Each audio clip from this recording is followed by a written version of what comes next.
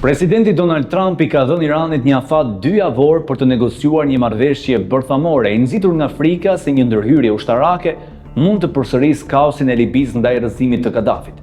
Përkundër përshkallëzimit të tensioneve mes Izraelit dhe Iranit, si dhe mundësisë që SBA-ja të përfshihet në një tjetër konflikt në lindjen e mesme, Trump ende shpreson se duhet një zgjidhje diplomatike.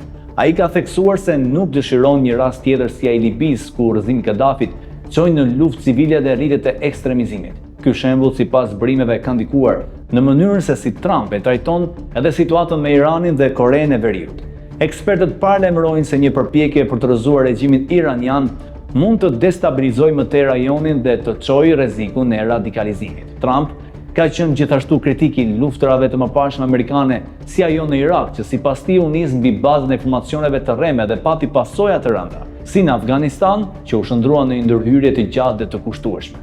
Këto përvoja kanë ndikuar në qëndrimin e tij për të shmangur një konflikt të ri të hapur. Ndërkohë, Irani akuzohet për përdorimin e bombave kaset ndaj civileve dhe dyshohet se po avancon me programin bërthamor, megjithse kjo është mohuar nga inteligjenca amerikane. Trump ka paralajmëruar se mund të ndërhyjë ushtarakisht nëse nuk arrihet një marrëveshje në 2 javët e ardhshme.